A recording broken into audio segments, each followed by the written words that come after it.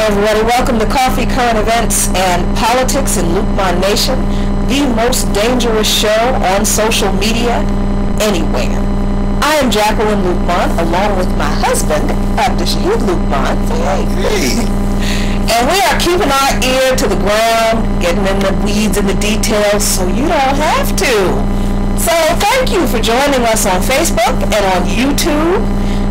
We're going to be talking about a lot of things tonight. There's a lot to cover because it's been a while since we've done a show. Yeah, it has been, and since we have this Christmas season coming up, I think Monday's Christmas Eve. Monday is Christmas, right? In our part of the universe, anyway. Right. And so Jackie and I have a special treat for our audience, but you have to wait for that at the end of the show. You have to wait till the end. Yep. But tonight we will discuss the First Step Act and what it really means to incarcerate Americans. Is it the criminal reform that many of us was hoping for? We'll give you our take. Also, we asked the question, are black people that stupid? Are they? Well, the Russians think so. Or is it the Democratic Party still blaming us for, us black folks for 2016? And finally, we will examine the Trump administration's prosperous African initiative. Is it trick or treat for the African people? We'll talk about that. We'll talk about that, as well as we will talk about, obviously, the big GoFundMe for the wall. Man, we got a lot to cover tonight. Well, okay. I'll leave that for later when we talk about it. Okay.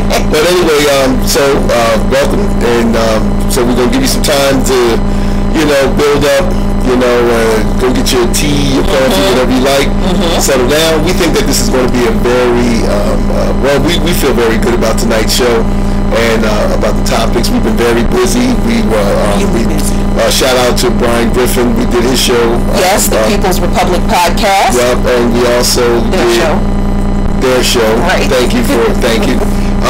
We did their show. We also did you did Loud and Clear. Loud and Clear midweek in review, and then tomorrow we do the full weekend review. A lot to talk about on Loud and Clear. And let's not mention that earlier today we also did By Any Means Necessary with Eugene Purrier and Sean Blackman. Thank you. Shout out to our friends over at Sputnik, the crew at By Any Means Necessary. Bob Shahuber and Sean and Eugene and our friends at Loud and Clear, Brian Becker and Walter Smolaric and John Kiriakou and Nicole. They've been just really great. I have such a black tone. See, because that's why. No, because I leave that up to you to pronounce these names that I'm just not good at. So you got to stay in your lane. I know my lane. So so I'm glad you were able to do that. I'm usually the one who butchers the names, and I just forgot Nicole's last name, Rousseau. I did not want to forget, leave her out. Thanks so much to everyone. Very loud buzzing in the stream. Yeah. Okay, so what's that about? I don't know. Let's see if we can fix that. Let's see if we can adjust some things. Very loud buzzing. That's interesting. Alright, I'm gonna try to see if we can change some settings. Alright, so thank you guys for letting us know that the sound is pretty bad. We're going to try to straighten that as best as we can. Yeah. And hey, look, we're the most dangerous show on social media for a reason. Right. We know that the loud buzzing may not be coming from us. Yeah, that's true. Right? It may not be coming from us at all. Yep. But let's see what we can do with this sound. I don't know if that's better. It's okay now. Juliet Leak said it's okay. Thank you, Juliet. All right, so I guess we can go on then. Since, yeah. Okay now. What did you do? I don't know what I did. You know what I do when you guys tell us that we're having audio issues? I just start opening things and clicking different buttons and hoping that something works. Seriously. And then I go back and I look at the settings and I see what's going on. Yeah, the motor is in the laptop. So yes, that is what you're hearing. You're probably hearing the fan in the laptop. So I'm not sure what to do about that. I'll try to keep clicking on different things and seeing what's going to happen. It sounds like a car engine. Okie dokie. That's great. Well, let's see. Let's try. Let's try this. Can you still hear? Let us know if you can still hear. If the sound is better. Looks like we've got some good sound on our end. Please let us know. You guys weigh in if you can still hear. I'm seeing emoticons. Okay, it still doesn't sound normal and it still has distortion, but you can hear us for the most part. Oh, okay. So Umbra said it's fixed. Okay, great. This here, right here. Okay, probably yeah. So amplifying the and with this is what happens when Yay! you're a commentator and you don't have actual sound engineers doing this stuff. So thank y'all for your patience and for weighing in and helping us figure this out. Hey, we do not want to ignore our friends and family over on YouTube. We see y'all. Thanks so much, Uncle Brother and Mocha Witch. Uncle Brother. Oh, wow. Mocha Witch, Shirley Vick, what's going on? Steve Saviano. Hey, thank you so much, Steve, for listening to us on By Any Means Necessary and Loud and Clear. DiCapriano, is it lower? We need to turn the volume up a little bit more because we can get loud up in here, y'all. How's that? Is that a little bit better? I hope so. Awesome. Right. Thank you. Wonderful. You guys, listen here. We got a lot to talk about. And, and this is the thing that, that I love about our show and that I love about our audience is that we are a team. So, I mean, so when, you guys let us know when things aren't going right on our end and we try to fix it. And when y'all let us know, we're a team. And this is how we operate Luqman Nation. We're a team. And believe it or not, actually, this is what we do in real life, too, because we don't know what we're doing. we're just hurtling along on this rock in the universe, trying to tweak buttons and unplug things and plug things and see what works. And so far with Coffee, Current Events, and Politics in Luqman Nation, y'all, we found something that works really, really well for us. We hope it works for you. All right, so I guess now that we took the time to fix the audio, you guys should have been settled down and everything. So let's get into the show. Yes, listen, man. What? People have been losing their minds this week about the Senate passing the First Step Act, right? Right. Now, I have to be honest, and I'm going to say the very same thing I said on Loud and Clear, because we talked about this on Loud and Clear Wednesday, and the audio, the podcast from that show is up on our page. Excuse me, please check it out. It was a really great segment, and that entire show was really, really wonderful. The whole Loud and Clear show was great, so please check both of them out. But I'm going to say the same thing tonight that I said then. Okay. I didn't think the Senate would pass this legislation. I really didn't, because there was so much opposition to criminal justice reform by some pretty powerful Republicans in the Senate. Even though I am surprised that the Senate passed this bill, it doesn't mean that it's a good bill. No, it doesn't mean that at all. I mean, just because the Senate passes, just because the Congress passes anything, doesn't mean that because they passed it that it's a good bill or that it's necessarily beneficial. Benefits everyone. Right. So I know people are wondering, how could they be against criminal justice reform? Well, we are not. Yeah, let's be clear. We're not against real criminal justice reform. We have a problem with these kind of sleight of hand efforts by these politicians who pretty much grandstand on a really important issue that affects millions of people's lives, especially like 40% of Black people who are incarcerated. Of the more than 2 million people who are incarcerated, over 40% of those people are Black. So, I mean, even though we make up, they say between 12 to 14% of the population, we make up about 40% of the prison population. Right. And that's the problem with this legislation. It doesn't go far enough. That's one issue. The other issue is the details that the media is not being real honest about, and there's a reason for that. So what's the problem with the First Step Act? And we've been in discussions with people who say, listen, it is exactly that. It is a first step, and yes, it does eliminate this 3 strikes rule on the federal level. And this only applies to federal prisons. That's the first problem. This bill only applies to federal prisons. Why is that an issue?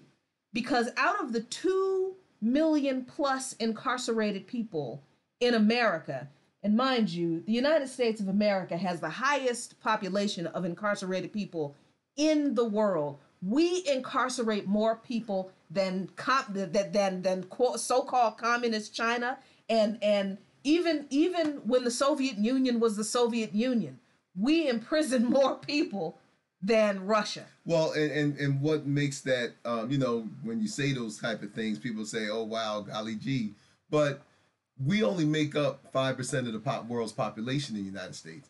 Right. So we make up 5% of the world's population, and we lock up more of our citizens, as you just stated, Jackie, than China, who has 1 billion people, India, who has 1 billion people, countries that have much larger populations than ours. And so, and a lot of this is due to inequities in the justice system, criminal justice system. And we also know that a large part of the criminal justice system is has profit motives. Right. So so incarcerating people to a large extent is revenue, and it's revenue for private corporations.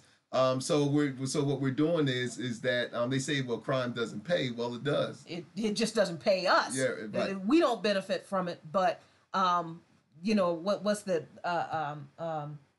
Corrections Corporations of America and all of these private prison industries, crime pays for them, and mass incarceration is, and it always has been, a crime against humanity. So this First Step Act is insufficient because it only applies to federal prisons, which only covers around 180,000 incarcerated people out of 2 million plus people who are incarcerated in the United States. Now, we're not at all saying that those people shouldn't see some type of reform just because, that there is a much larger prison population. But politicians and the media are not being honest about the reach of this legislation. And unfortunately, some criminal justice advocates are doing victory laps in regard to this legislation as if it's going to change the lives of millions and millions of people. It's really not. Not only does it not apply to most of the 2 million plus incarcerated people in this country, it also isn't even going to affect most of the 180,000 people incarcerated in the federal system. Right. So this piece of, thank you, Steve Saviano over on YouTube, said that we have 5% of the population of the world. And in this country, we also account for 25% of the world's prison population. Thank you for that. That's because insane. I couldn't remember the percentage of prisoners that we incarcerate. I mean, so this bill it's window dressing in that regard, in that it doesn't address mass incarceration at all. It really does not. And that's just one issue. The other issue that we have with this legislation is that there's a lot of emphasis on giving incarcerated people in the federal system more opportunities to earn good behavior credits toward phone calls to their family and that kind of thing. And that sounds well and good, unless you actually know how some of these institutions work. See, institutions sometimes set their own rules for things like inmate access to phone calls. Some places allow most of the inmates in the facility to phone home every day. So if this bill becomes law, then it is conceivable that some incarcerated people's right to a daily phone call will be replaced, could be replaced, with this good behavior based program in which they have to earn the right to call home, where they used to have the right to do it every day, according to the institution that they're in. That's a serious problem. The other problem with that is that I think there's a provision in this bill that directs more use of video calls.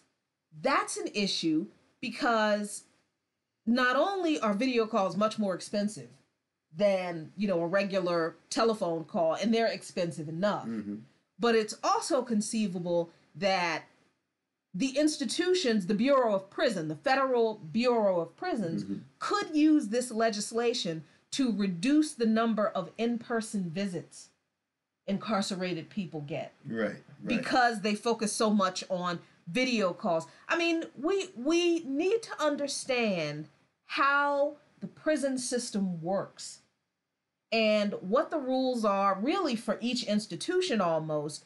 And we need to listen to advocates of incarcerated people. That's true. Well, I mean, let's look at this. Congress is not doing this out of the kindness of their hearts. Let's look at that. The prison reform bill had very, like you said, they have very powerful opponents. But the reason why this bill gained momentum because there were powerful people behind it. One of them were the Koch brothers. Right. So the Koch brothers came in early. They funded early, and the Koch brothers put a lot of money in trying to promote this. There's a couple of reasons why that the government's finally paying attention to the large amounts of prisoners, especially with the federal system, is that it's expensive. You keep incarcerating people, and the federal system isn't private. Right. So the federal system is government funded.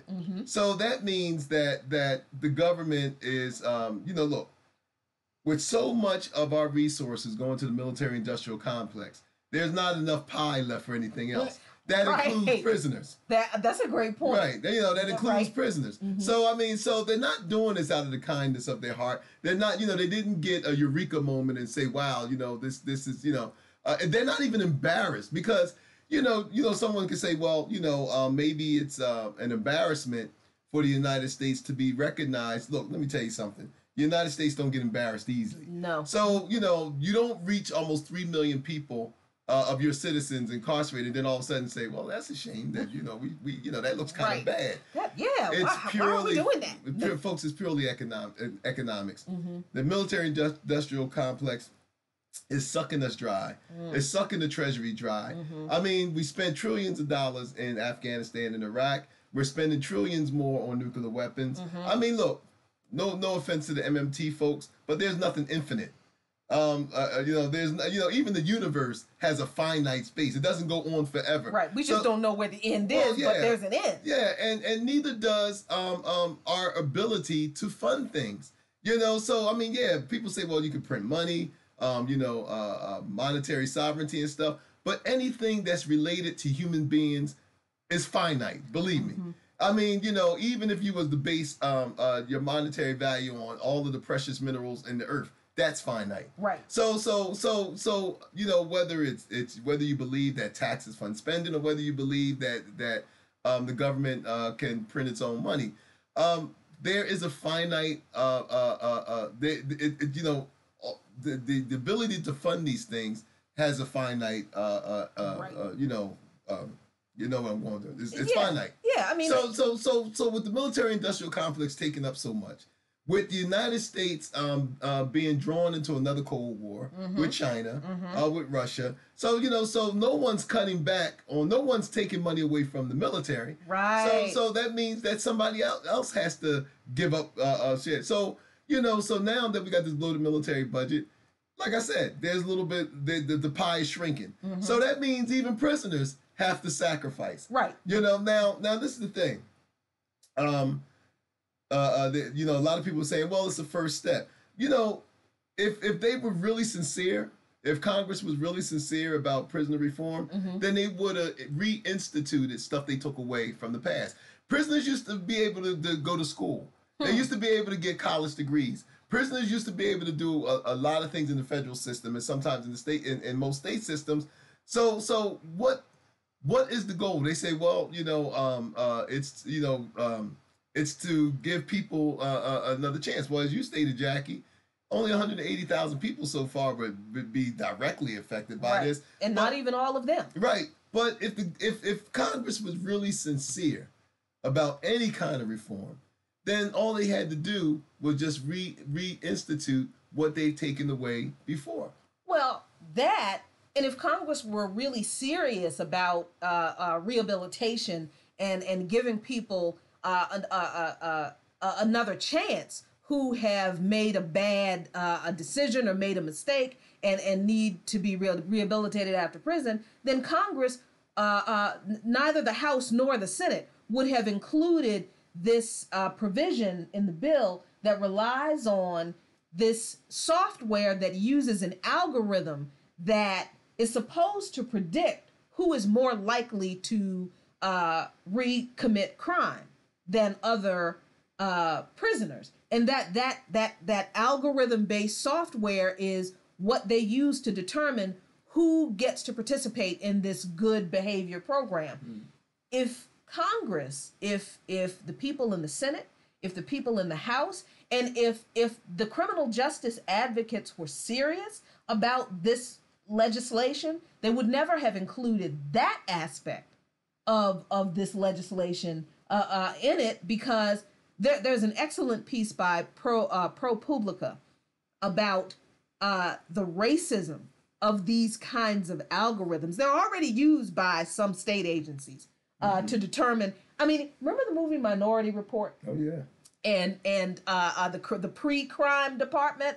That's almost what this kind of software does. It predicts who will commit crime. But that's what racial profiling is, pre-crime. Exactly. I mean, before they put that in software and stuff, pre-crime was just criminalizing black people from walking down the street, saying that we know you're going to commit a crime, so we're going to, so we're going to lock you up. Now they're just using software to do it instead of a person. So again, folks, we say this on the show all the time, that all of this stuff that that Hollywood has with the theme of dystopian themes and stuff.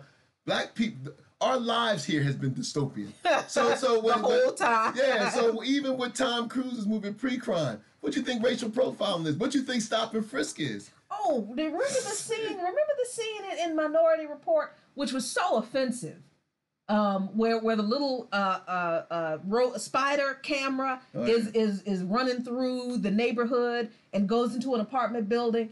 And it's scanning people for the pre-crime program. And it goes into the rundown apartment building. There's a black couple in there fighting like cats and dogs.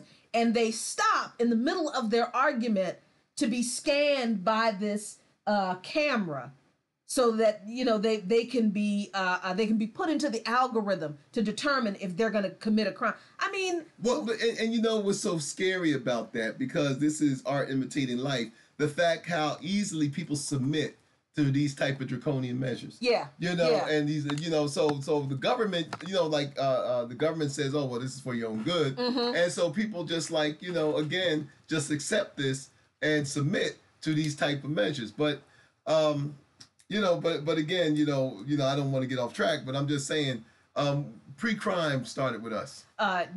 So this is why, again, folks, we get into the weeds about these things, because when you look at the media, and it doesn't matter which media outlet you look at really, all you're seeing is a bunch of people on the left and the right being all celebratory about, this landmark criminal justice reform bill passed. It's not that landmark. It really isn't that landmark. It doesn't go far enough. It doesn't help enough people. It doesn't do anything to address mass incarceration. It in fact still upholds a lot of the inequities in the criminal justice system that targets mostly poor people and mostly black people. So, I mean, we're not saying that there shouldn't be any criminal justice reform. What we're saying is, let's be honest about what this is. This is another one of those things that Donald Trump can say to America in 2020. And he's going to be talking to black folks when he does it. Mark our words. Mm-hmm. When he starts to campaign officially for his presidential reelection bid in 2020, he's going to be talking to black people about what he did with criminal justice reform under his watch. Well, you know That's what? All this is. And he'll have a point. And the reason why I say he'll have a point, because Barack Obama waited until the latter part of his second term to decide to start getting serious about dealing with the prison reform issue.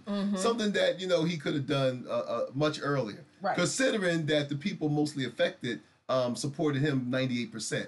Right. So I mean, so again, we talk about Trump.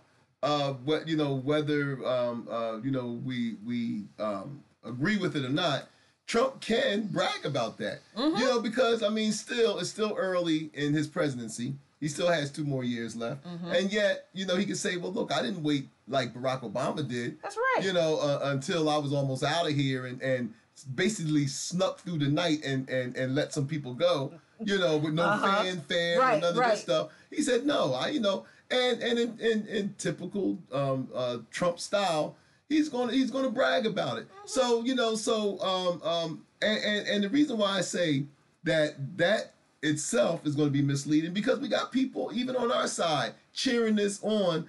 Now, again, it's the first step. I'm glad that some people are going to get some relief, but look, we can't rest on our laurels and allow them to constantly throw crumbs at us and then be satisfied. Right. We shouldn't. I guess what we're trying to say, y'all, is we shouldn't be celebrating some more crumbs. We've done that for too long, and we really should not be celebrating some more crumbs, because that's what this is. And these legislatures pat each other on the back. Oh, it's a bipartisan thing, and they're all sit around and smoke their stogies and all this other kind of stuff. And yet, we know it didn't put an end to the private prison industry. Nope. But again, it's the first step. The thing of it is, Jackie, is that the majority of the incarcerated people are locked up in state prisons, state and county prisons. Right. So we want to see, if this is the first step, let's see how the states, because if the federal government is admitting that that it is unable to afford to continue to incarcerate people on this level, then the federal government got a lot more money than the states do. Right. So we want to see if the states will follow the example of the federal government, or will some states take a different example, as some states already are doing, and just turning it over to private corporations. Exactly. I mean, I understand that this sets a precedent, but states don't have to follow the precedent of federal law if they don't want to. They've gone to court over that. Exactly. I mean, come on now. So yeah, we're going to continue to watch this. Maybe some aspects. We'll see what happens. I don't doubt that it'll pass at this point. I don't doubt that Congress will pass this into law, and we will continue to see mass incarceration. If Congress were serious about criminal justice reform, they'd end cash bail. Honestly, they would end cash bail. That they would do a whole lot of different things that would affect the majority of incarcerated people, like you said, at the state and at the county level. A lot of those people, especially in county, who haven't even seen a trial date yet.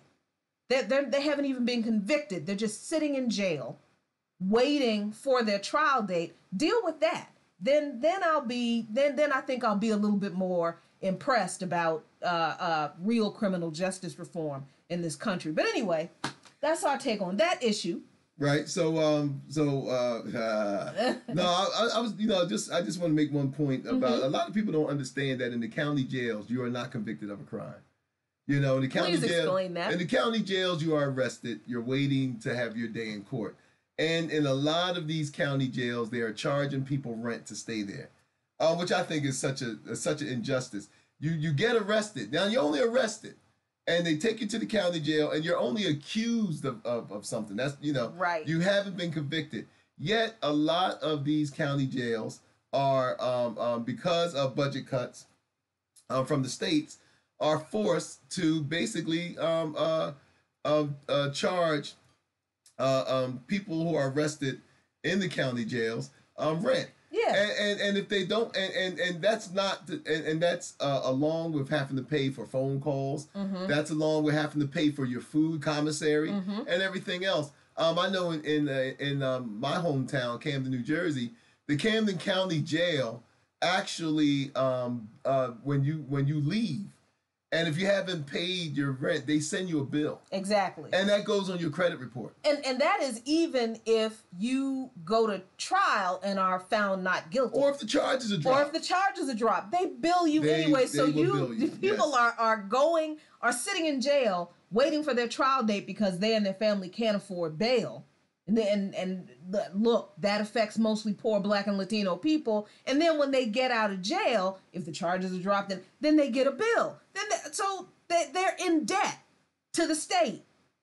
And haven't even been convicted of anything. So, I mean, there are some serious shortcomings. Yes, this First Step Act does address some serious issues, but we say it doesn't go far enough. And not only do we say that, but many advocates for incarcerated people and incarcerated people's rights, because they do have rights, also say this bill doesn't go far. This potential legislation doesn't go far enough, and we'll keep watching it for you. So another thing we were watching this week with just, oh my God, when this story broke, I think Monday, I was really like reading this story, and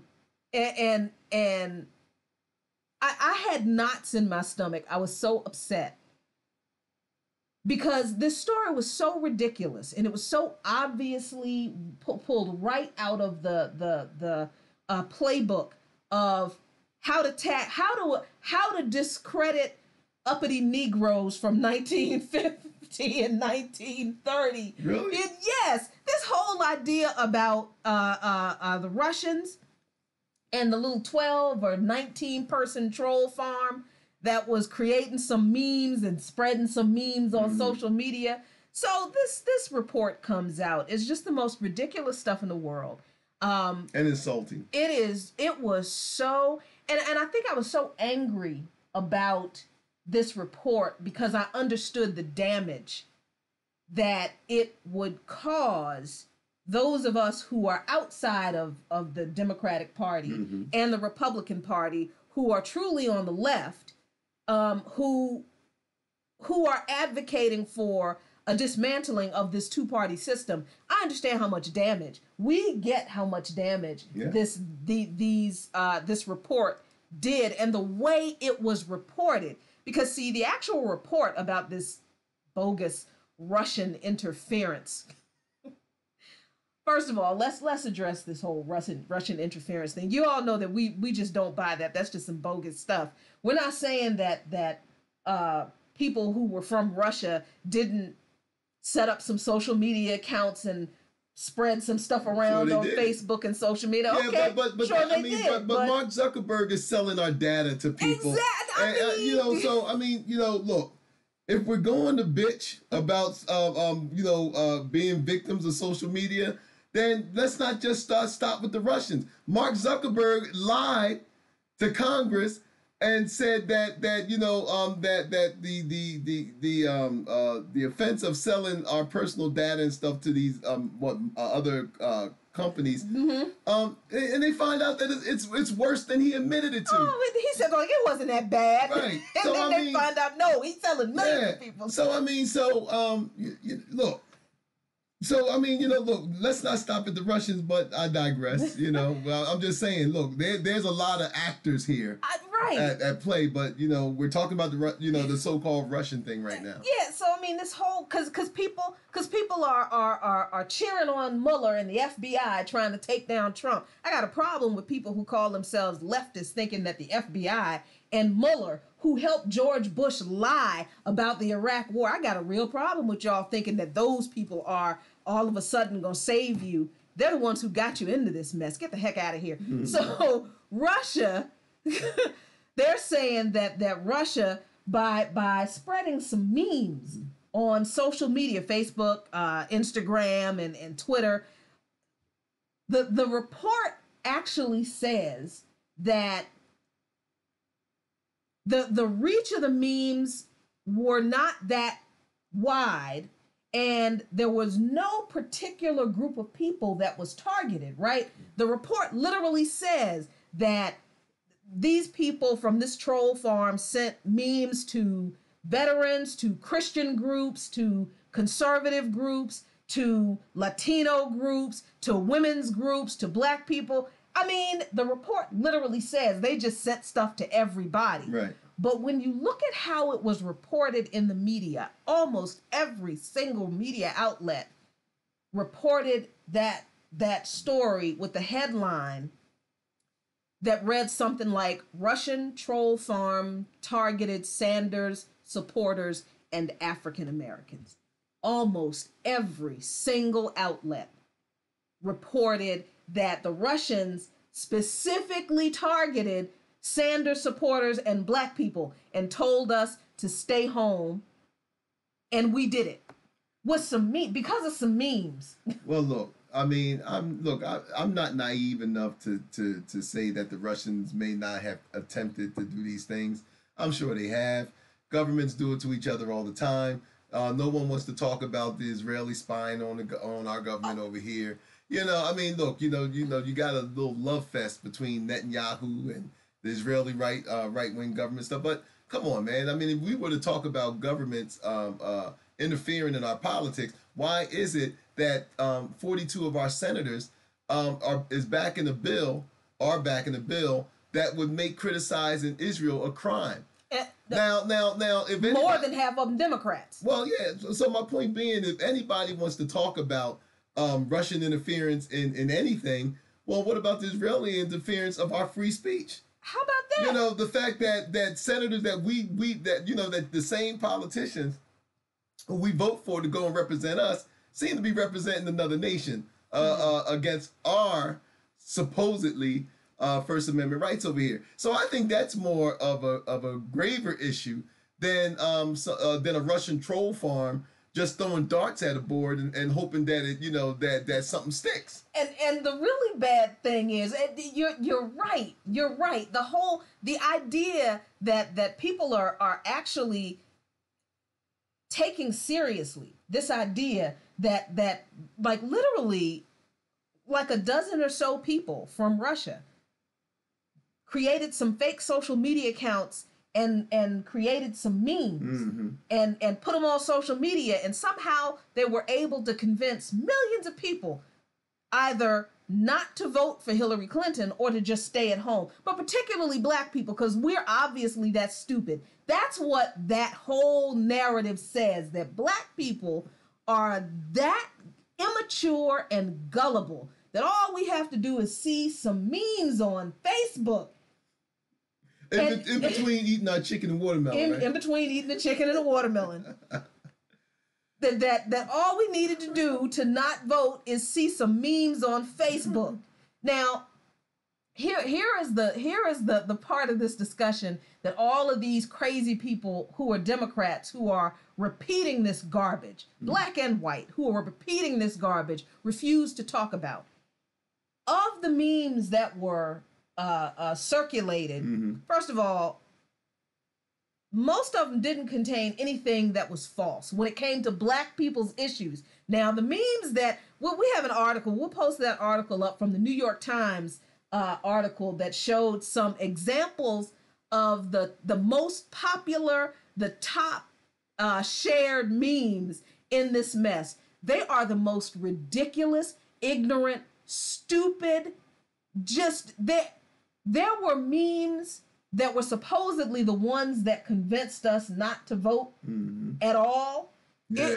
It was a picture of white Jesus. Yeah. With like if you love Jesus, share if you, something stupid like that. Stupid, then there was, this was actually really funny. Then there was the meme that was a picture taken from a legitimate black-owned shoe company where the Russian troll farmers apparently put a bunch of hashtags on the picture.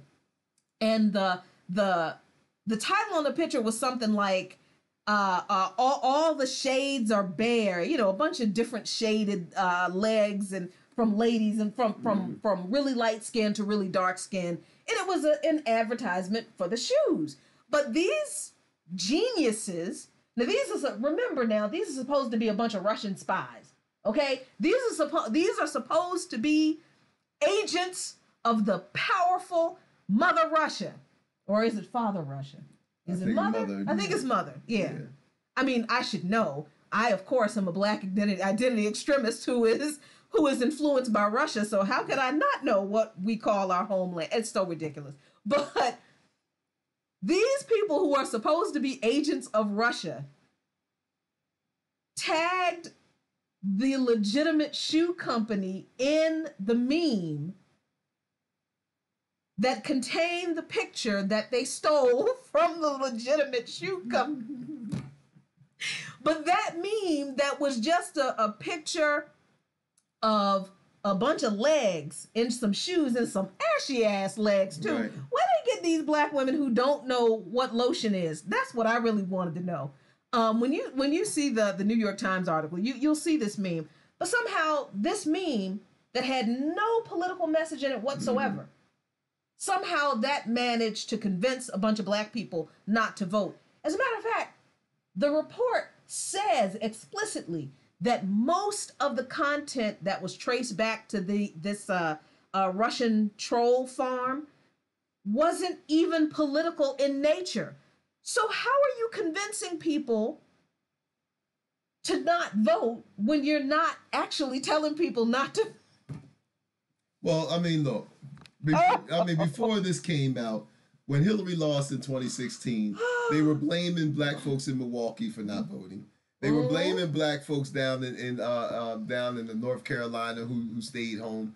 You know, so black folks, you know, the Clinton camp were the first to start blaming black people. I remember when the media went to Milwaukee Milwaukee, and they spoke with a lot of black folks in Milwaukee who decided they didn't want to vote. None of them said that they were convinced by memes on Facebook. What they said is that they didn't see any change. They didn't like Hillary as a candidate. Let's talk about that. Hillary didn't excite them. Like she didn't excite a large part of the base, which is the reason why Bernie Sanders gained such momentum. Folks were turned off by the underhanded dealings that the Clinton camp did against Bernie Sanders. That's what people saw. So people saw Hillary playing Mad Max, you know, in a political game, all wrapped up in leather and stuff, riding around in her made up hoopty, and going around here just making a mess of things so that she can win and get the last little bit of water in the desert. But you know what happened? Folks saw that. Yep. And so when folks saw that, they was like, I can't trust this woman. You know, so none of the black people they interviewed in the barbershop who didn't vote, none of the young black women down in North Carolina who said they stayed home, nobody else, nobody in Flint, Michigan, none of them said, well, I didn't like how they did that Jesus picture. And that really convinced me that I need to stay home. Right. You know, so the thing of it is that folks, look, it's insulting as a African man, African descended man. The fact that the implications is that we're so stupid. You know, and I like what Dr. Jared Ball put in his tweet or his comment when he said that, you know, they brought up the police killings. Right. But, you know, did we need Russia to tell us that we had a problem with police brutality and police extrajudicial killings? Did we need Russian troll farms to tell us that? You know, did we need Russian troll farms to tell us that that we're slipping as a group, as a demographic? slipping further in poverty. You know, that our government is not functioning for us, that capitalism for the most part is oppressing us, that the government that we're not gaining in the system, that we're suffering from poor schools, that the life expectancy instead of going up is going down, not just for us, but for most Americans. We just did that on the show last week, a couple of weeks ago, where the life expectancy for the 6th straight time is going down in America. Do we need the Russians to tell us that? You know what I mean? So, I mean, come on. No, what it is it's a government and it's a government that's not taking responsibility for its inaction when it comes to its own citizenry. Exactly. And specifically, this is insidious because the Democratic Party and the Democratic Party hacks, I mean, like we say all the time, we don't spend a lot of time criticizing the Republican Party because they're obvious, right? That they make their stuff real. They're benefiting from this too. All right. Make no mistake that the Republicans are looking at the way the media is focusing on stupid black people not voting because of memes. And they are looking at this and salivating too, because they're like, well, you know what? Now that just justifies us not doing anything ever. Right. But we just told you not to mess with those stupid black people. But the Democrats are the ones who are sitting here saying, well, see, this is why black people are why Hillary lost. But the very same report admits that of the memes or the stories or whatever that was shared by this Russian troll farm that pertained to black issues, especially issues of police brutality, none of what they shared was false.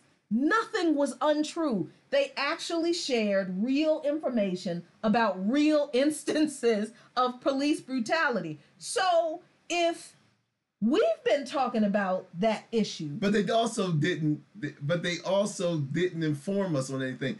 We've been dealing with police brutality when Russia was still during the Bolshevik Revolution. We were dealing with killer cops. Right. So I mean, look, we've been dealing with killer cops when Lenin was still wearing short pants. You know what I mean? So we did not need the Russians to tell us that we got a policing problem when it comes between the police and the black community here. Exactly. So it was so insulting to see all of the media outlets and all of the Democrats, and especially a whole bunch of black folks who are supporting the Democratic Party and the Democratic surrogates, not coming out and strenuously saying this narrative is racist. It is.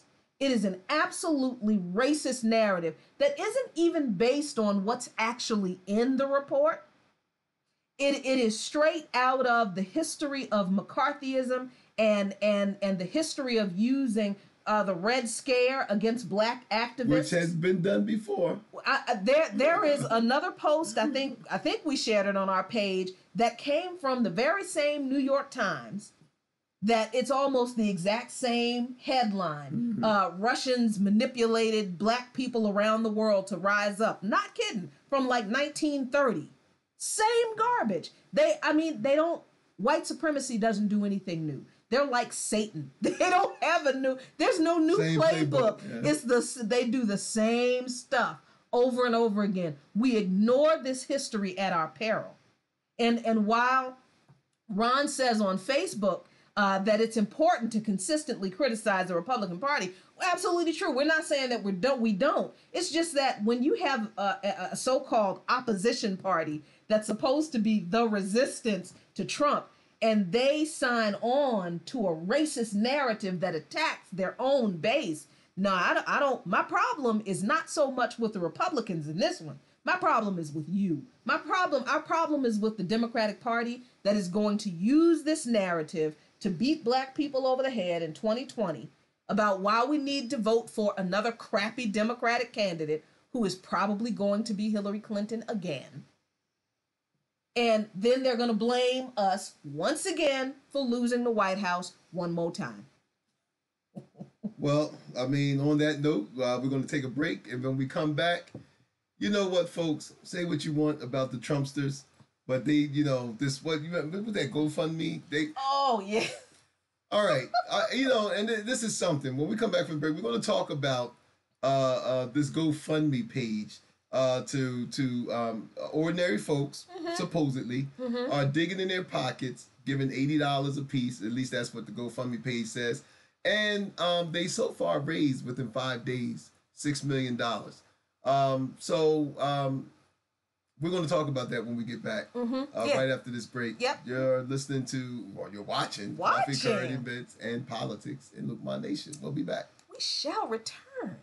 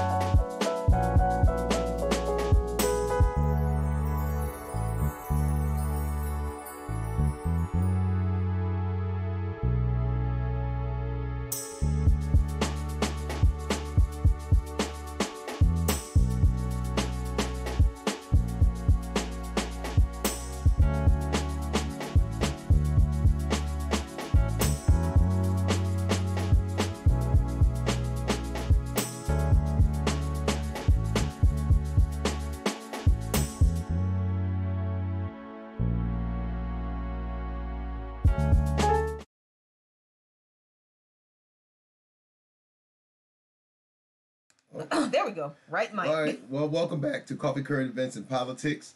We keep our ear to the ground, so you don't have to. The most dangerous show on social media anywhere.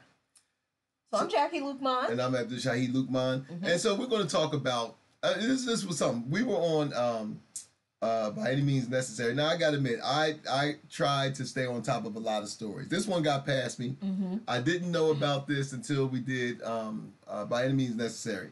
And it appears that, and I guess it's true because everybody's talking about it, and it is true, that there is a GoFundMe because of the threats of shutting the government down. Trump wants money for the wall, and you know, of course, Congress isn't going to give it to him.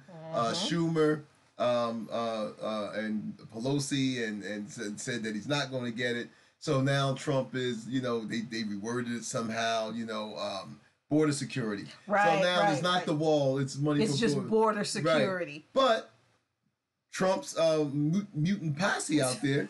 It's mutant. Trump's mutant posse out there is not going to take this line down. No. No, they're going in there. They're going in their cookie jars. They're raiding raiding their socks and everything else. Going in the titty in the titty bank. Yup. So they do. Yup. So his mutant posse is going in there, and they're going to back their president. So they set up this GoFundMe. I don't know who set it up, but they set up this GoFundMe, and so far, I think it's 5 days later. It's not even 5 days later. I think it's just been 4. All right. Well, in 4 days they got $6 million. So Trump's mutant posse, they crawled their way to wherever they got to go. They slithered their way to wherever they got their little funds at. They went and siphoned off. Now, but you know, we laugh about this, and we talked about this, spoke about this on By Any Means Necessary. Now, you know, folks will say now, and I was reading some of you guys' comments. I don't know, Jackie, what on YouTube, but you guys on Facebook, A lot of you guys was like, oh, well, you know, that money, $6 million could be used for the house veterans. It could be used for homelessness. It could be used for this. We could save the dogs and the cats. And, you know, that's all well and good. But the fact remains is these people's sole purpose is to keep brown people out. That's right. They don't care about veterans. They don't care about, you know, they don't care about, housing the homeless. They don't care about this. They want to stop what they consider a brown horde coming in, wanting to rape their women, wanting to screw them out of existence. Did you just say screw? That's what they want to like do. Literally No. What I'm saying is, well, maybe that's not. What I'm saying is, that was perfect. They're worried about this brown horde, this allegedly brown horde that's coming over like the Mongolians, and that's going to get every white woman and impregnate her with an anchor baby, and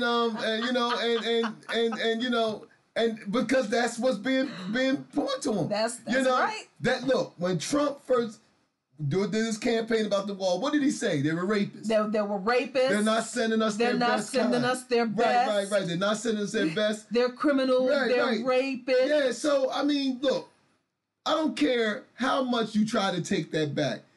The people, the mutant posse that he got, they took that in, and they're not, look, I don't care how many times Trump says, I didn't mean to put it that way. In their hearts, yeah, you did. And especially when they've got their current talking heads, Tucker Carlson, saying and doubling down on what he said that these particular immigrants make America dirtier. He said that on Fox News, and he was challenged over it, and he said, I meant it, and I'm not going to take it back. And advertisers have left his show. It's amazing all the crappy things this man has said, all the racist, sexist, evil things that Tucker Carlson and other people on Fox News has said. But it took him saying, just literally coming out and basically saying, we don't want the brown people to rape our women and have mongrel babies. Right.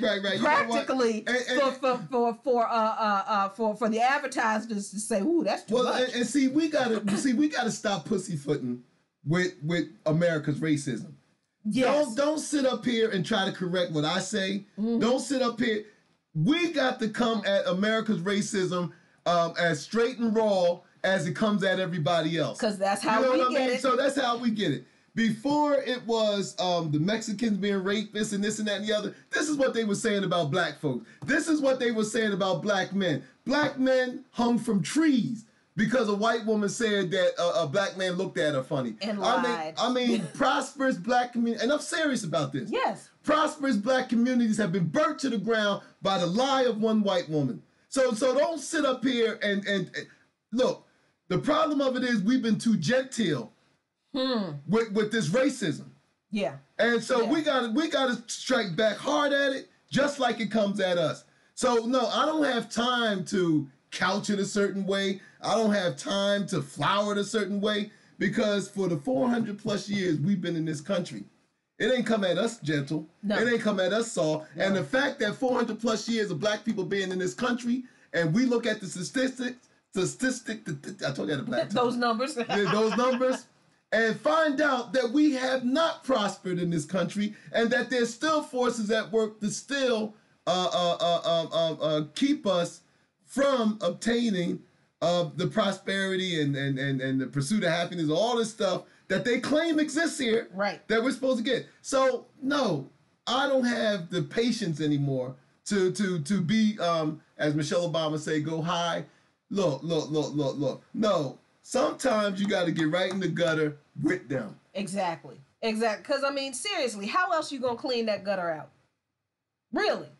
How else? You cannot clean a gutter out by standing on the 14th floor of a high-rise building. You're not going to clean that gutter out that way. In order to understand what's really in that gutter and to deal and to know what you're dealing with, you got to get down there with those people. And honestly, I agree with you. I really do. I understand that especially for marginalized people, we really don't want to piss anybody off. But listen, our lives are on the line, been on the line for a long time.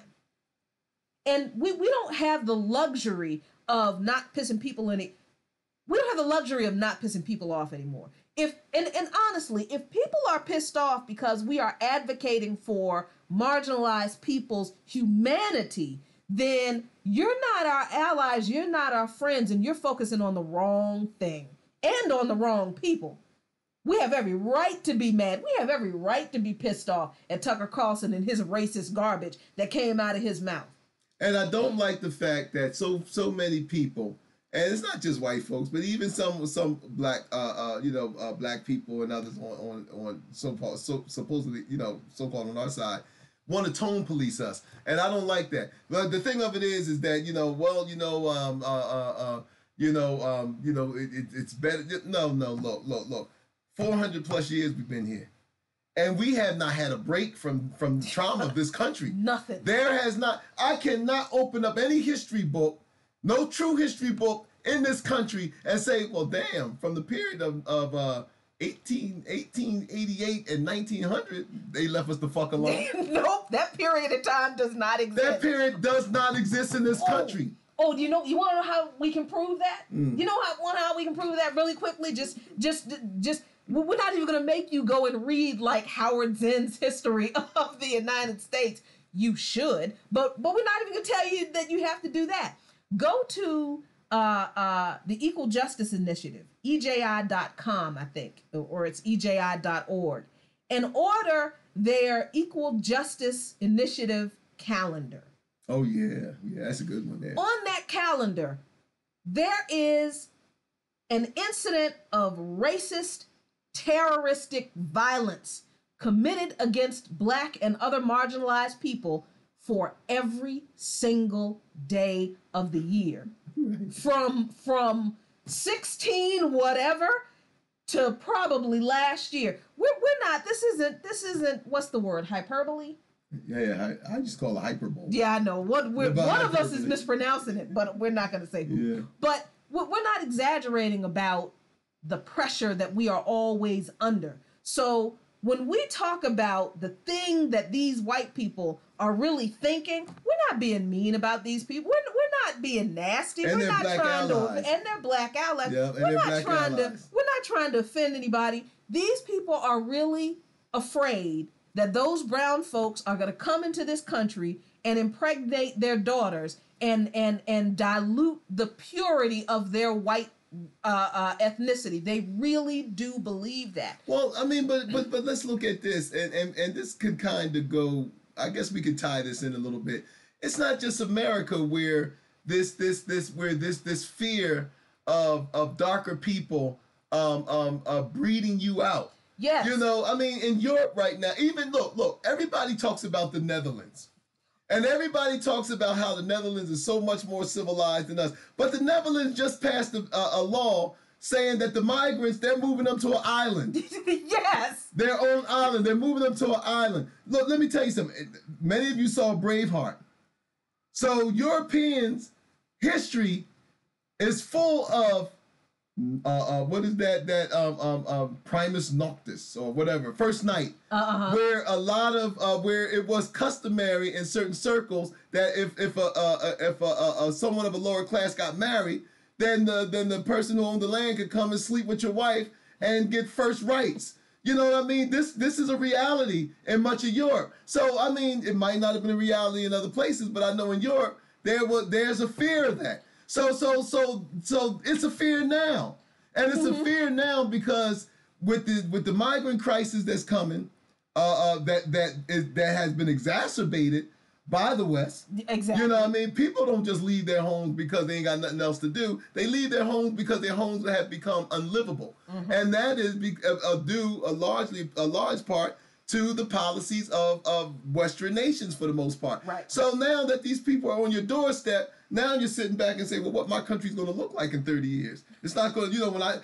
I look around and pardon me, in my country, in Norway or Sweden, I see more people with headscarves. I see more people with dots on their heads. I see more Africans, and that scares them. Right. You know what I mean? So it's not just a white American phenomenon.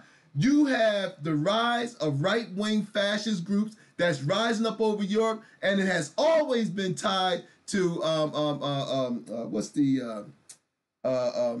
xenophobia. So I mean, look, even the rise of Nazi Germany, which I love to always give examples to. I mean, the others have always been scapegoated.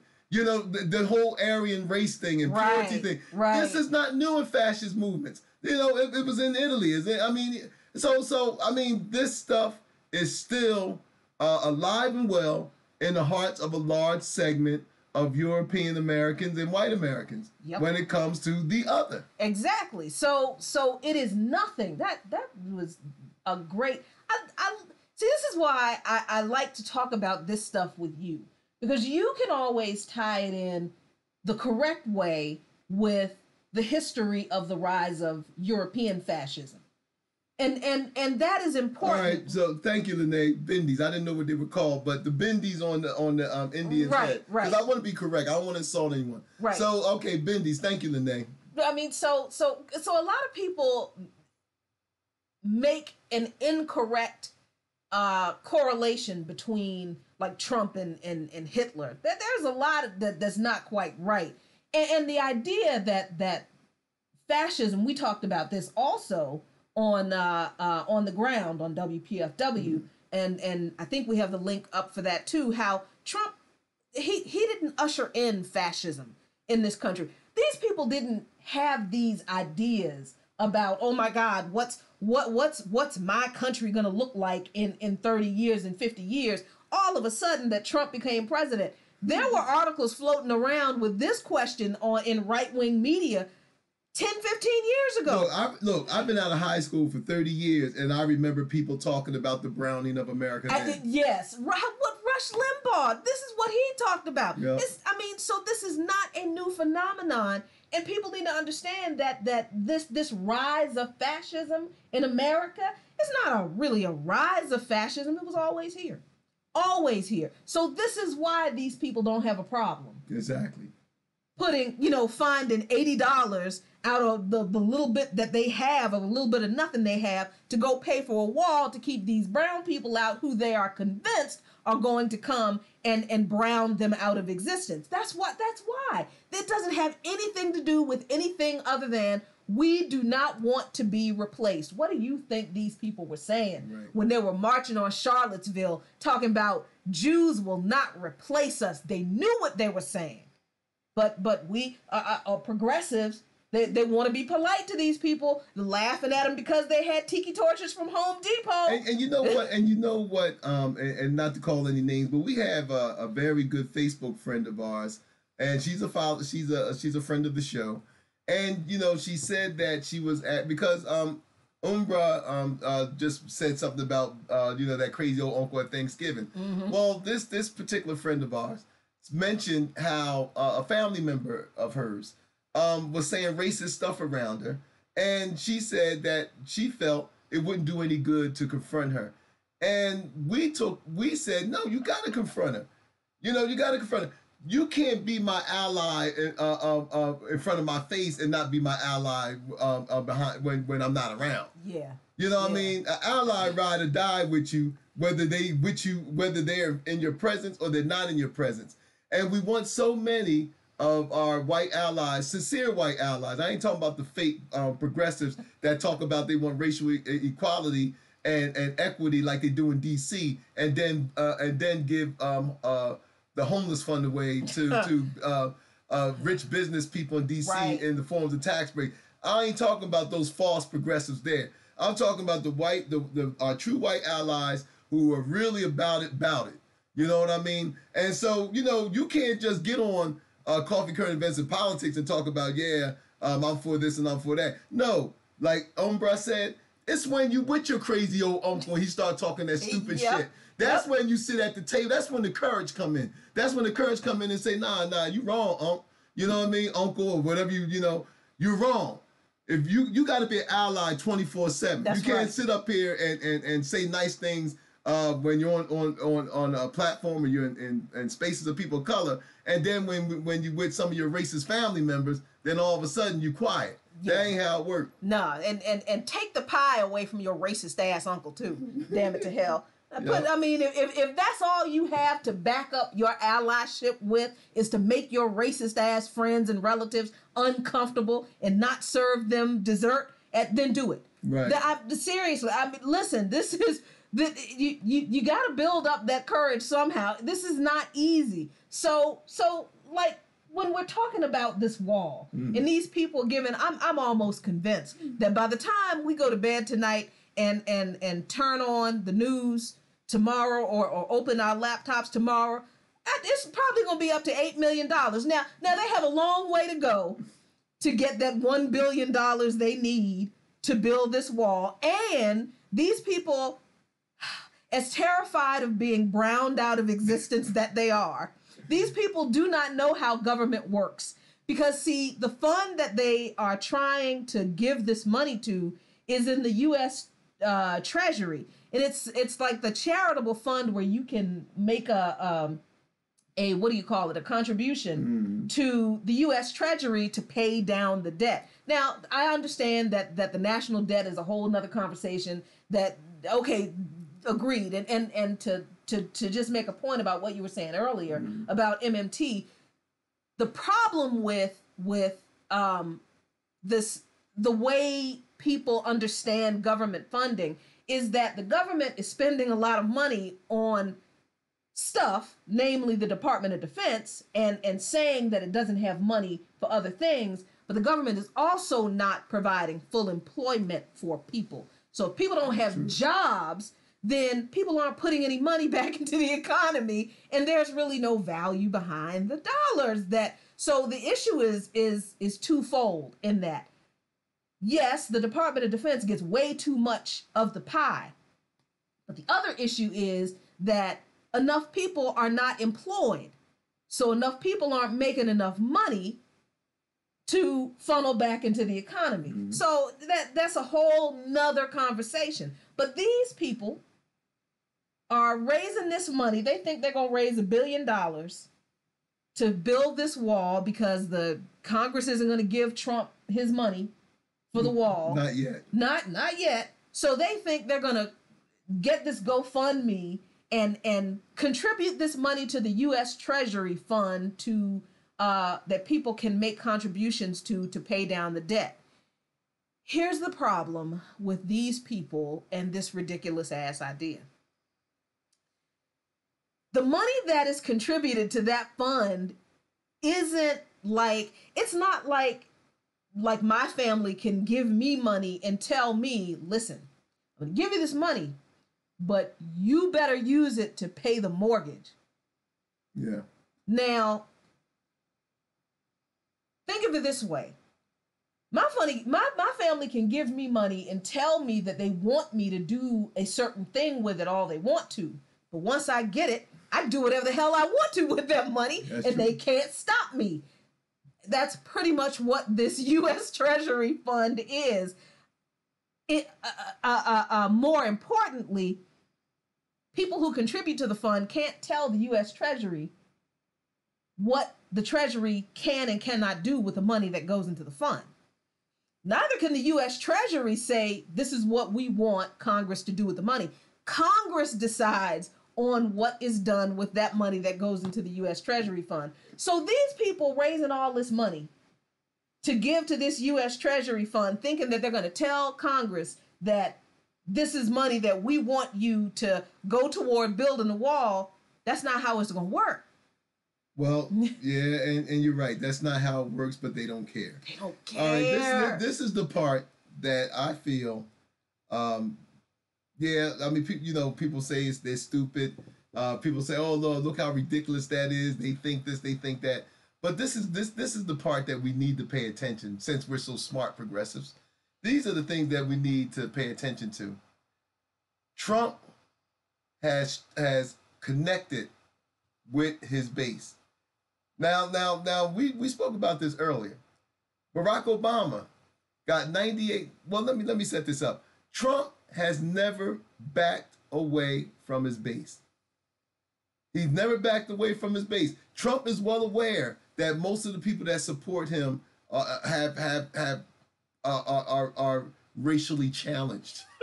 You know, that's funny. Yeah, they're racially challenged. He understands that. Yes, that's why he never comes straight out and criticize them for it. We seen it with Charlottesville. He understood that if he was to come out and definitively say, yeah, the alt-right is wrong, they shouldn't have did that, I condemn them, blah, blah, blah, blah. David Duke, I don't want him around me, blah, blah, blah, blah, blah.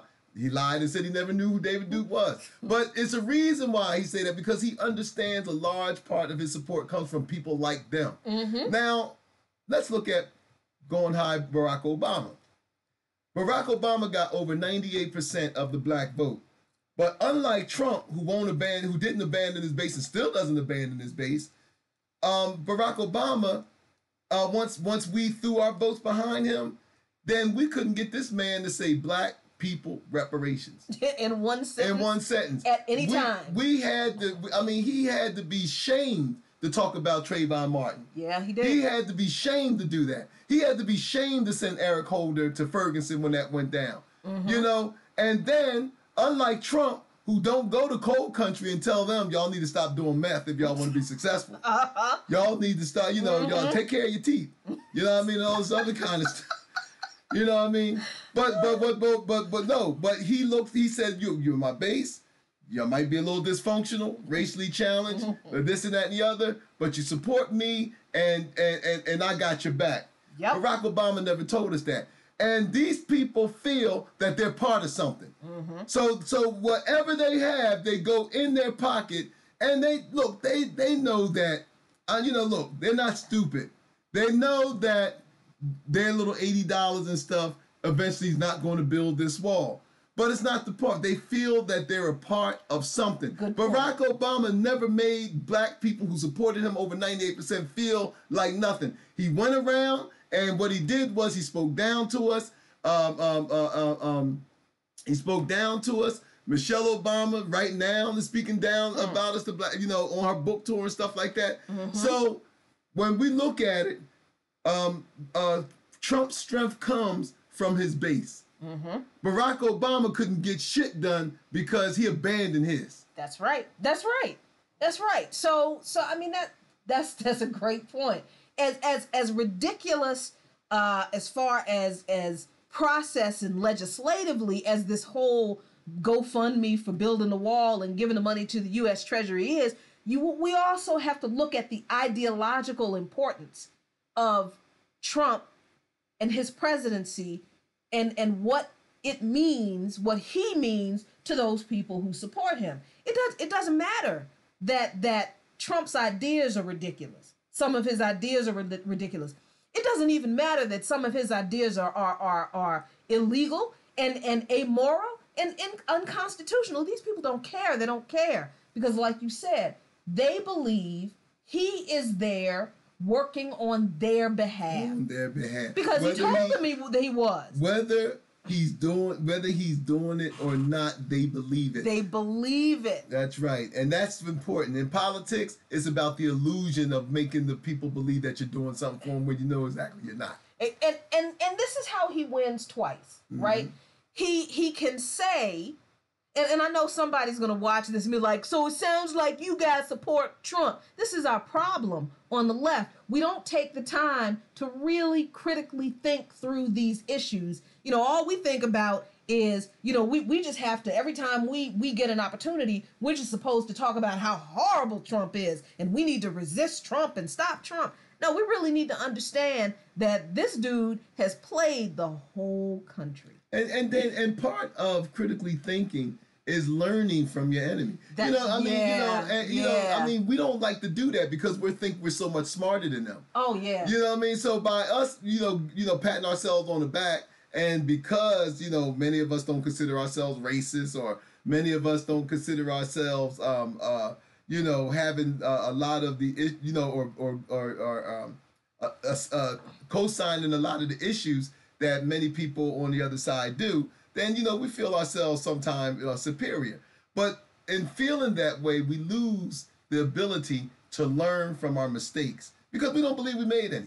Right. So we lose the ability to learn from our mistakes and realize, well, why is it that these poor people are so invested where they would go. Look, when people give you their money, then that means that they believe in your cause. Exactly. You know what I mean? So why aren't we sitting back and say, well, what is it between Trump and his mutant posse?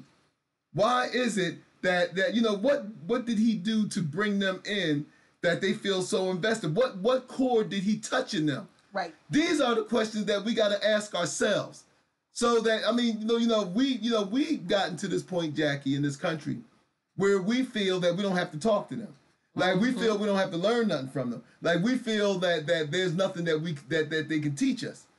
But we'll always continue to not get it totally right until we lose some of our arrogance and realize that even on the other side we can learn something.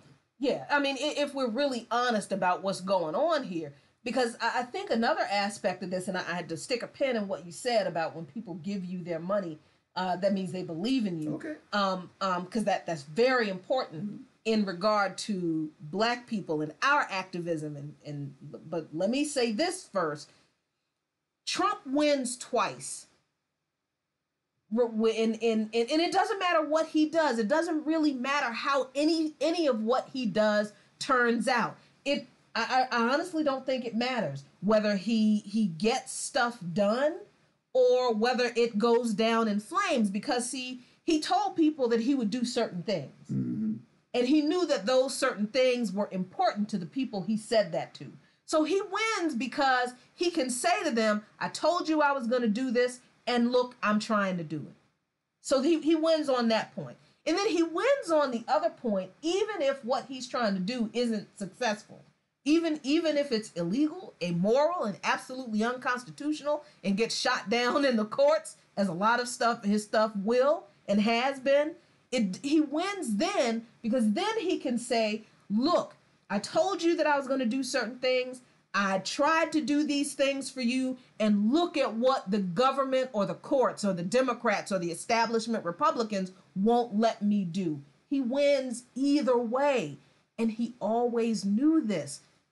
We've always said that while Donald Trump is not politically astute, he's not intelligent at all, but people have always underestimated that man's what do we want to call it? His savvy, his media savvy, his knowledge of how to manipulate people, really, because that's what he's doing. It's what he's done.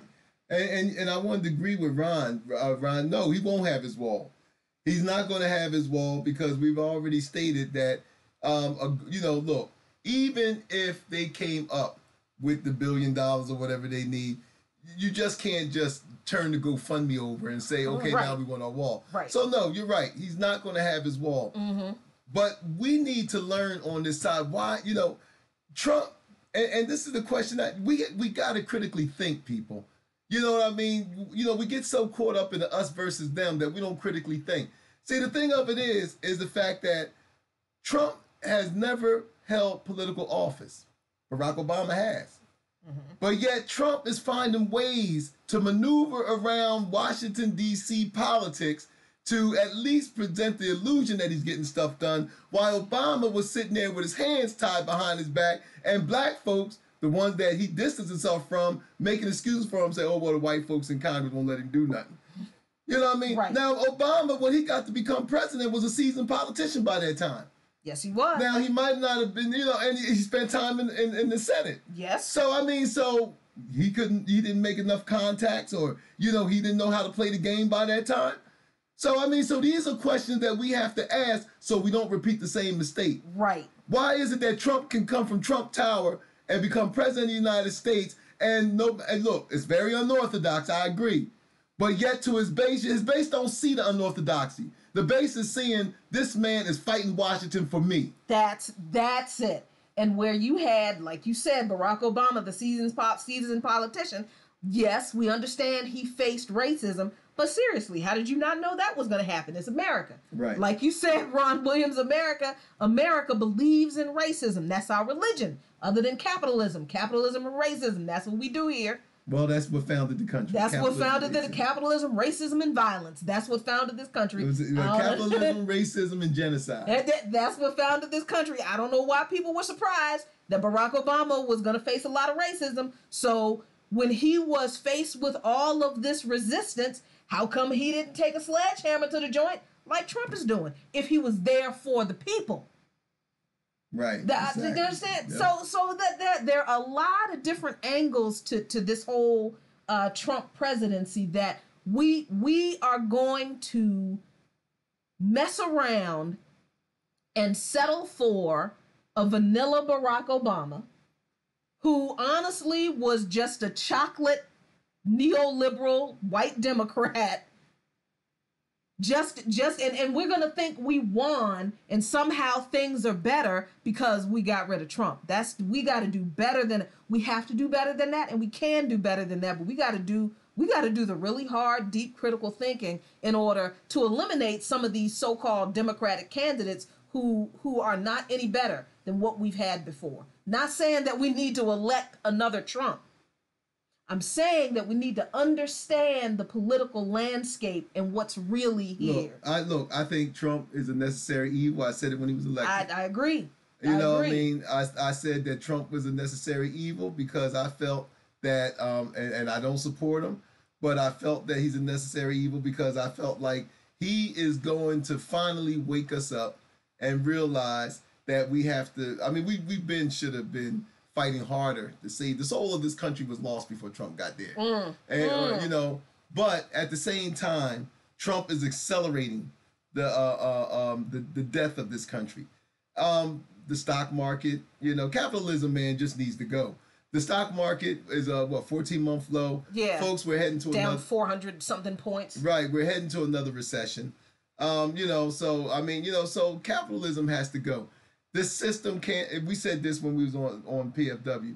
This system can't be reformed. No, I don't have any faith in reforming the system. I think that we need to, I think we need to implode it. I think that we need to set depth charges to it, blow it up, and then rebuild it on. See, this system has never been founded on justice, and that is the reason why we have such a problem in this country. The system has not, you're only as good as your foundation. And if your foundation is inequality, racism, genocide, and sexism, raw capitalism, exploitation, when you build your institutions on that type of foundation, then you can't expect anything good out of it. Right. But our stance on this is that, we could try to reform this system. Many people much more intelligent and talented than us have tried, so much so that many brilliant people had just left the country because they understood that it was a worthless cause. But the thing of it is that, folks, look, we are at the point where, first of all, we don't have a lot of time. Climate change is even... climate change may get rid of us quicker than nuclear war will. So climate change is a real thing right now. And so we ain't, we're not on remember when they have that doomsday clock? Yeah. Well, the doomsday clock is like 11:59, especially when it comes to climate change. So we don't have a lot of time to play with this. Right. And so what I'm saying is that this thing needs to be imploded, rebuilt on the foundations of justice. Yes. Now, I don't know how we're going to get there. I'm going to be honest with you. I don't know how we're going to get there. But we have spent too long trying to reform a rotten system. Yeah. We know at least reforming this system is not what's going to get us there. Right. We know that much. And I think we actually do know, those of us who have been in this struggle for a minute, we do understand that if we're going to talk about how to deal with this from an electoral politics perspective, we can't keep voting for the same people from the same party. Thank you. That's the issue. Thank you. Electoral politics isn't going to change voting isn't going to bring about the revolution. But we're not going to sit here and tell people that that you shouldn't vote. Sure you should, because on a local and a state level that is important. But voting for the same damn people from the same damn parties ain't going to change nothing. And I also want to express that I'm not saying give up. When I say that we need to destroy this system and rebuild it on the foundations of justice, then that's what I mean. Like I said, I don't know how we're going to get there. But in the meantime, I'm not saying because some folks say, well, there's nothing we can do then, No, you fight anyway. You know what I mean? Man. You fight anyway. And then when that person that's smarter than me comes and say, when that person that's smarter than me and has the way, say this is the way we can do it, then I'm going to follow them. Then we got the numbers. Then I'm going to follow that person. Right. And then I'm going to follow that person to the gates of hell because I want a future for my grandbabies, for your children, and for your posterity that comes after that. So if that person, whether it's male or female, whatever, comes along and say, look, I got the play, and if it seems right to me, I'm going with them.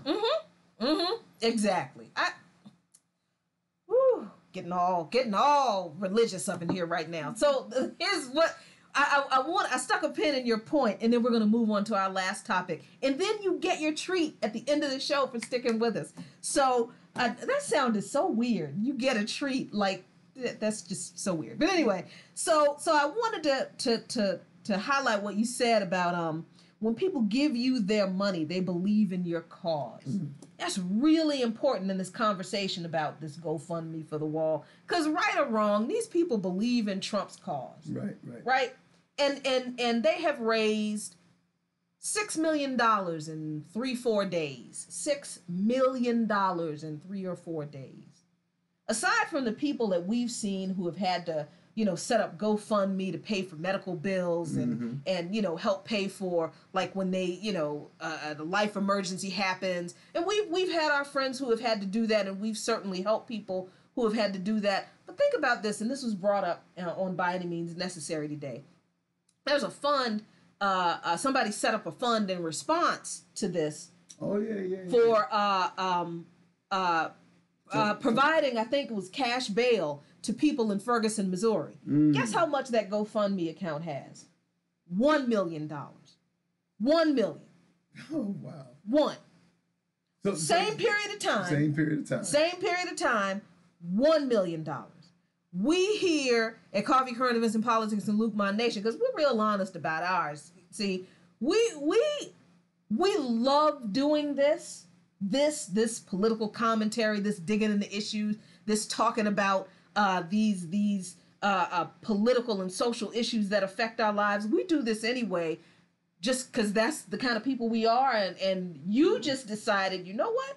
If there are people on YouTube and Facebook who are making makeup videos, we can damn sure do this and do some good. But we still have to work our regular jobs because we got to pay this mortgage and we got bills to pay. And we've had our own GoFundMe account up trying to get a documentary made. And all we asking for was $10,000 to get a documentary made. And we have, our Patreon thing. And we've known crazy, just really ridiculous people making mad money every month off of silly, shallow people every month on Patreon, telling those people what they want to hear. And here you have all of these people who are literally afraid of brown people procreating them out of existence, able to scrape together $6 million. I'm sure I am so convinced it's going to be $8 million by tomorrow morning. But let's just round it up and say 7. Mm-hmm. They're on a mission. That 7, because they believe in that cause. Exactly. And we got all these people. All of the decent people in this country are supposed to outnumber the crazy racists.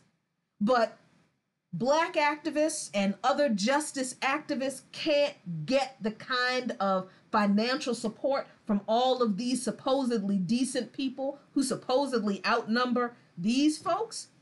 Put your money where your mouth is. I don't believe you. This is why we don't believe you. This is why we don't believe. Yep. This is why we don't believe so many folks when they're like, oh, yes, we're really for justice. Really? Because we got people who are sitting in jail because they cannot post $30 for bail. That's true. Seriously, there's a woman who died. I know, I just read that, yeah. There's a woman who died. She had mental issues. Her family, she had a hard time.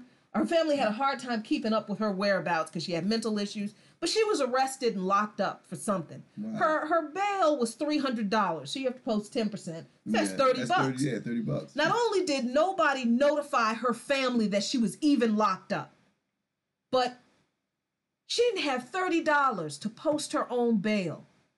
And there was nothing for this woman to get $30. Nobody could come up with $30 to get this woman out of jail. She sat in jail for what, 15 days? She died in jail. And her family didn't even know she was in jail until after she died, and the jail notified them that their mama was dead. But we're supposed to believe that all of the good people who outnumber the crazy racists are really behind us? Really? Then why is it so hard to separate all that good people money from y'all? And I understand this is not directed at any of our friends and family who are watching us right now. But y'all know some of the people. We're talking about the wider, Yeah, y'all know some folks. Share this part of the video with them. Change their life. That's right. Change their life. You hurt their feelings and change their life because we're fighting for ours. That's right. And these people are putting their money where their mouth is with that wall, whether it makes sense or not, whether they're going to get it or not. It's the principle. It's important to them. They're putting their money where their mouth is. What are you doing? I'm so glad, real quick, before we go to this last point, that, and she's going to be mad at me, but I'm so glad Lynn Mack joined, because Lynn Mack, she and her husband will never call attention to themselves. But you want to talk about people who are incredible advocates for the incarcerated. They are, at least Lynn, we've never met her husband, and we've actually never met Lynn in person. We know her through her group, Intelligent Political Discourse. We encourage you to go join that Facebook group. You can learn an amazing amount of stuff about the prison system, about advocacy for the incarcerated, about what these bills really mean, and we really thank Lynn Mack for educating us on this First Step Act, because a lot of that information, I would love to say that I sat there and read the whole bill and was able to digest all that stuff myself. We did, but a lot of the explanation we actually got from her. So we give people credit where the credit is due, and we are really just thankful to know people like Lynn who and her husband who are doing amazing work. These people have a business of their own in California. Well, yeah, and we shout and thank you, Jackie, because I agree with you. We shout out people like Lynn Mack and others, because I mean, look, we have to, we're in this together. And all of us play a part. We always said before that there's some of us who are able to go and stand on the picket lines and able to go to rallies like Jackie and I do. We're able to travel places and represent you guys when we can. There's people like Chanel Pittman out there who's backing progressive candidates and Green Party candidates, and she's doing her thing out there. I mean, we got folks all over who's trying to do their part. But we're all one big army, and we got to look at ourselves like that. Yes. We have to look at ourselves as one big army. We have the West Coast contingent, where Chanel and them is at. I mean, we got the Southern contingent. We got Noah down in Georgia. Yep. We got our New York. We got the New York division. We got those. We got even people in Canada. And places like that. So we got to look at ourselves, folks out there, as one big army. And the army, there's no big I's and little U's. And the army, man, we're one purpose, and we fight as one, because we're in a war and we fight as one. So I mean, just as much as you admire us, I admire the Chanel Pittmans. I admire the Lene Demois, who's always, and Lene, you know, those of you don't know Lene has rocked with us. Yep. I mean, she has rocked with us at a lot of events. And I mean, she'd be like, I ride and die sometimes, you know, a lot of places. So, I mean, we're all one part of one big army. And we come in different shades and colors. That's why, Jack, you know, when we did this show, we said this, and I'll make it quick. I know we only got 15 minutes. But we said that, yeah, our politics is black politics. We believe in radical black politics. We will not shy away from that. We believe in black radical politics. But at the same time, we're not black supremacists. Right. Right. You know what I mean? Right. We believe in black radical politics, but we're not black supremacists. And that's the thing. We believe that it takes a village. And when it comes to this, our village comes in different shades, colors, and languages and cultures. So that's who we rock with. Exactly. You know what I mean? So again, folks, we got to change our focus and the way that we attack these things. We're Army. And we got folks on the front line out there, man. And that's it. So yeah, I mean, you know, our friends and family over on YouTube, Shirley Vick, who, you know, all the time she's there. It just the other folks, the folks who are doing the GoFundMe to build the wall, they believe they're an army. That's right. We're not going to win this war believing that we're all each our little, you know, fighting in our little silos. That's not how this is going to work. None of us are going to be free until all of us are free. And honestly, unless those of us on the bottom are free, nobody else gets free. So, all right, we got 10 minutes. Yes. So the last story. Yeah, the last story is, now this was something that I, you know, because you guys know that I drive a truck for a living. So I'm in a truck and I hear Bolton's voice, John Bolton, and I can't stand this guy. You know, I mean, this guy, I mean, I just can't stand him. And so he's up here. He's the National Security Advisor. He's the National and Security he sits up there and he talks about this Prosperous Africa initiative that the Trump administration is rolling out. Now, if I could just give up some points here, just real quickly. All right, the plan in the works for 1 year was a closely guarded secret. This unveiling of Trump's new Africa strategy.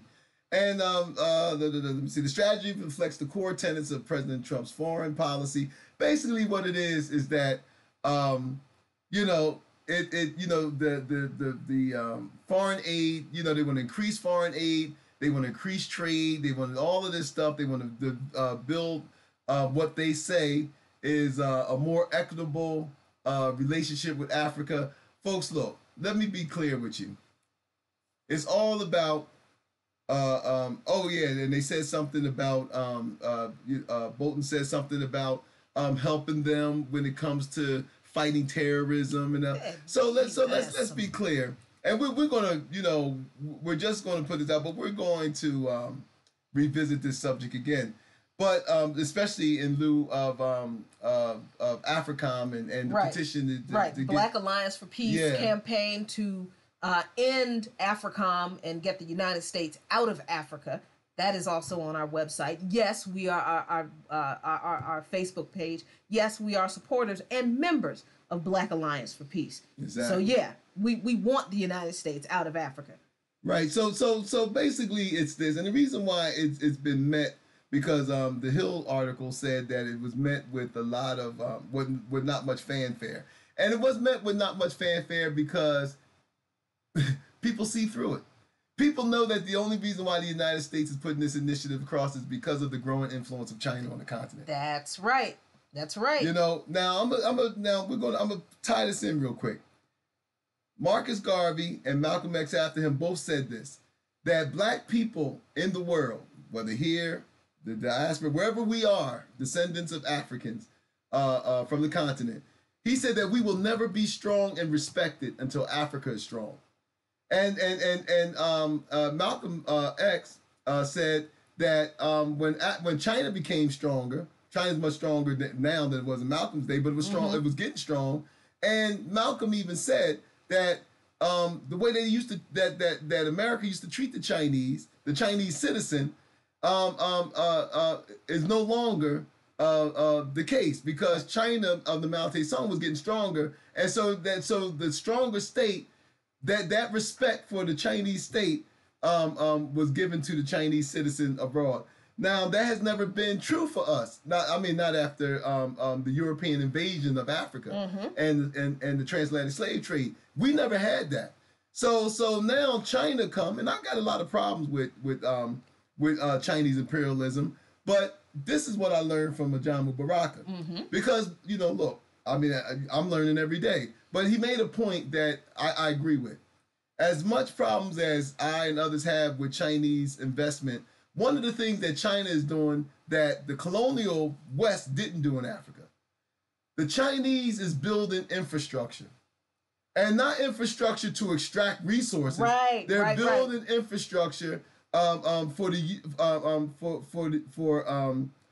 modernize and strengthen the African nations that they're in, and to make them more independent. Right. Now, of course, the Chinese, they have their own national interest. They ain't doing it out of the kindness of their heart. But it's a threat to America, because with a stronger Africa, then that's a threat not only to America, but it's a threat to England and France, which is still pimping African countries. That's right. For resources and stuff, and the Israeli billionaire in the Congo, which I thought was a disgrace that the Congolese have allowed an Israeli billionaire to get rich off the resources in the Congo and get over 80% of the people in the Congo living in poverty.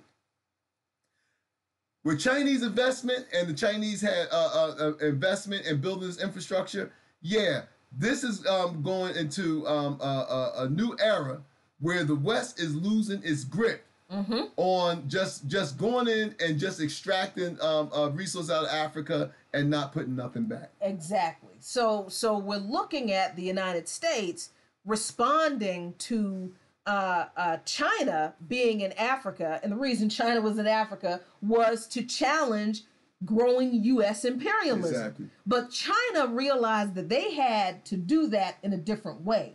Instead of being another country that always wants to take from Africa and not pay for it, because that's what everybody else has done, China said, all right, we'll pay for some stuff. We'll pay for some stuff for Africa and for Africans to use, and that is how we will build this relationship with Africa. Now, I don't believe that it's an entirely equitable relationship. Well, it's not. But one thing that I will say is that where the colonial powers was using slave labor to build infrastructure, which was only, which sole purpose was to take stuff out and enrich the Europeans and American, the so-called West. Right. And leave Africans with nothing.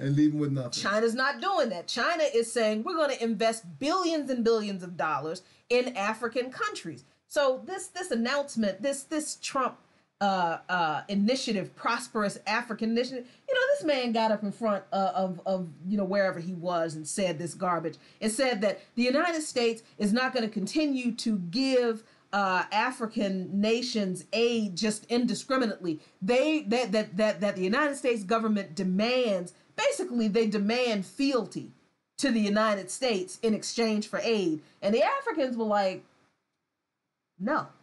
Exactly. Like, no, you don't. No, you don't control nothing over here. Right. No, we're not afraid of you anymore. You're not the biggest bully on the block here anymore. It's good to have powerful friends. So we're going to keep watching this development, because this face off between China and the United States over Africa, we believe is going to heat up. And this is also why we believe that this is the perfect time to really push for ending U.S. AFRICOM and getting the United States and all those military bases and military operations out of Africa, so that continent and those countries that will benefit from Chinese development and become a world power, we will reap the benefits of that. But we can't do it while the United States is still in there trying to run the show. So we're going to keep watching that story. Right. All right, so we come to the end of the show. Yes. And so, all right, Jackie and I said, now we're not going to have another show till after Christmas. Yes, we're not. Right? We're not. So, so again, well, before we go, this, please share this live stream. Like us on Facebook. Subscribe to us on YouTube. Yes. Go, if you like what you see, if you support us, we have Patreon accounts and stuff like that. You guys know the drill. Right. Let's be like those Trump folks. You know what I mean? Show us some love. So anyway, it's Christmas time. It right? is. And Christmas Eve is Monday in our part of the world. Yes. And so we decided that we was going to do a little something for you guys, right? Yeah. All right. So, all right, let me see. All right, here we go. All right, ready? Ready. All right. Chestnuts roasting on an open fire. Jack Frost nipping at your nose. Yuletide carols being sung by a choir. And folks dress up like Eskimos. Everybody knows a turkey and some mistletoe help to make the season bright. Tiny tots with their eyes all aglow will find it hard to sleep tonight. They know that Santa's on his way. He's loading lots of toys and goodies on his sleigh. And every mother's child is gonna spy to see if reindeers really know how to fly.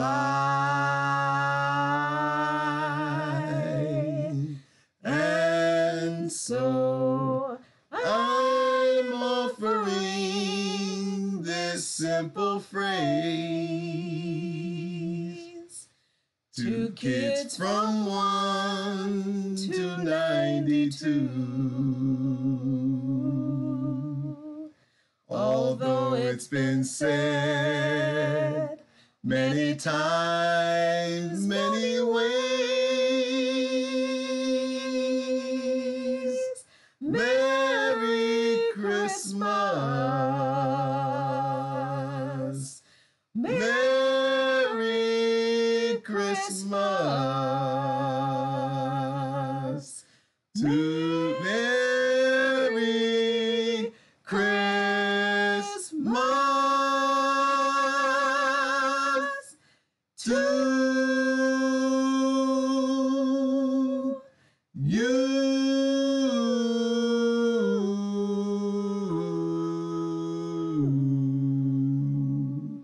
Good night.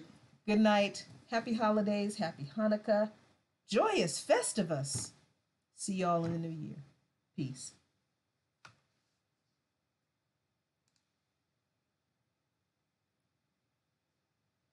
There we go.